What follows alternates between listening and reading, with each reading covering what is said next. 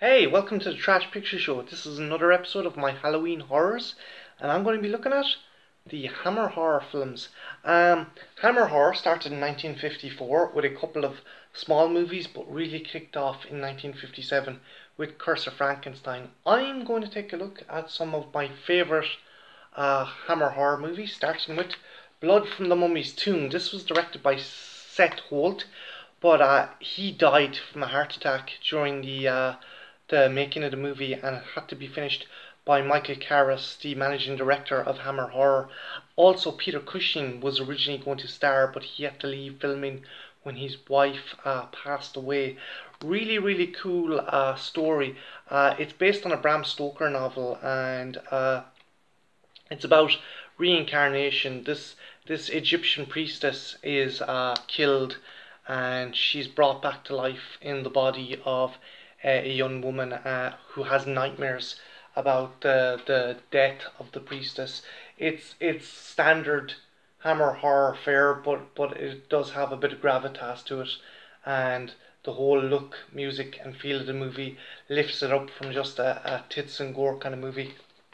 Next up, Dennis Wheatley's The Devil Rides Out. This is an interesting movie. This is about a cult who is trying to appease and raise their demonic god.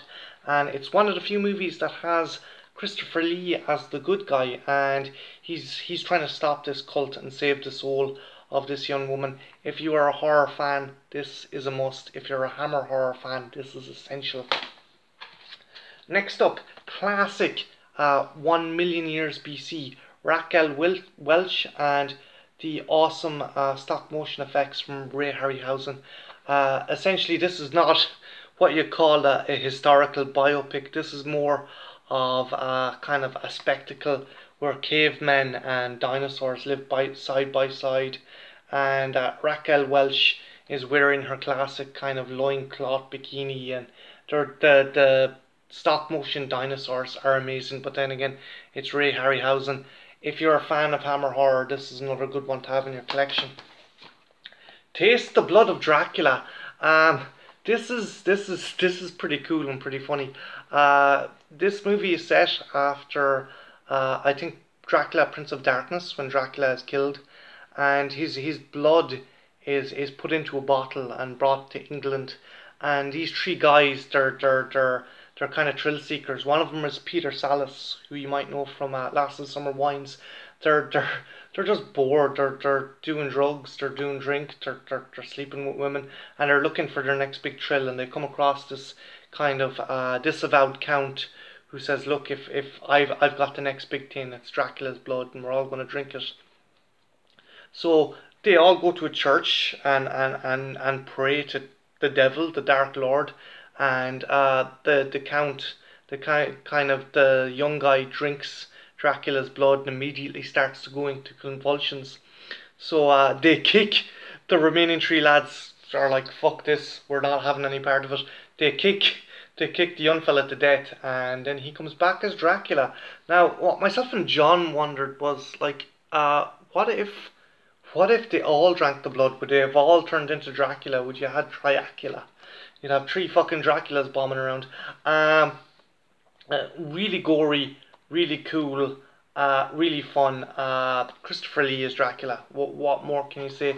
Fun thing about Christopher Lee is his Dracula never really spoke. He wanted to do everything with his eyes and his movements, and he was pretty cool. It was the same for Frankenstein. He didn't really kind of vocalize much when he was doing monsters. He was when he was the hero. Usually in movies like this, you had like Peter Cushing as Van Helsing stopping Dracula, and Christopher Lee lends a really, really good sense of menace to this movie. If you get a chance, it is really fun. Not the brightest movie you could watch, but certainly a good crack. I also have this. This is awesome. This is the Hammer, the Best of Hammer collection, and on it we have Nanny, Dracula, Prince of Darkness, Quatermass in the Pit, Frankenstein Created Woman, and The Devil Rides Out. I already have a separate version of The Devil Rides Out.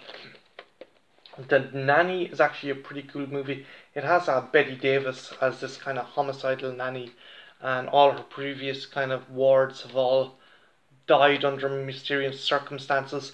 Dracula, Prince of Darkness is obviously Christopher Lee's first outing as Dracula. Quatermass in the Pit is a kind of science fiction essential.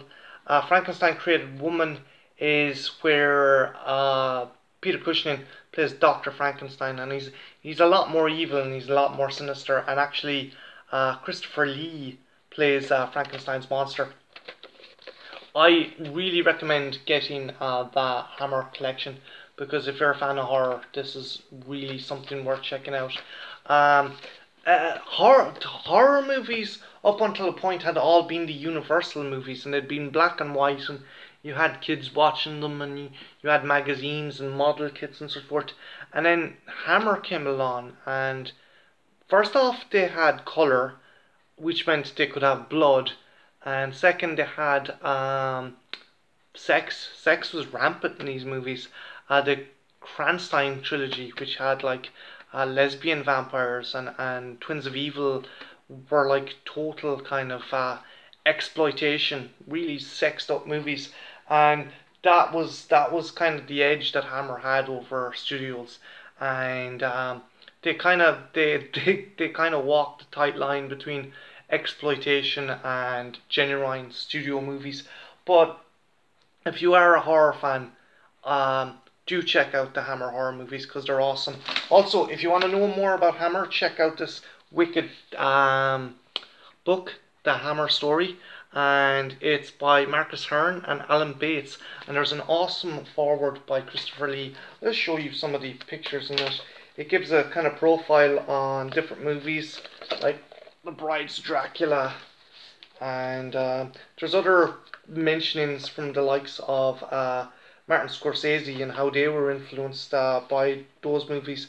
And yeah, just it's a pretty cool book. They even list off kind of Hammer heroines and Hammer glamour, all the kind of sexy ladies that were in the Hammer movies, and there was quite a few. There was a lot of fantastic starlets and models, and like it was, you could compete with James Bond for some of the ladies that starred in this Hammer horror movies, and you can't not like admire the balls on the guys who made the Hammer horror movies, because they didn't care. They went out there, they made these really gory, really sexy movies. They knew they'd sell, and they just shrugged off whatever criticism they had. It's an awesome book, and if you get a chance, do definitely check out the Hammer story. It's amazing. Some of the women that were in these movies, they were awesome. They were really sultry models, and they do have that kind of scream queen siren kind of thing started from there. So that's my review of the Hammer horror kind of movies, my favorite Hammer horror movies, and the Hammer horror legacy.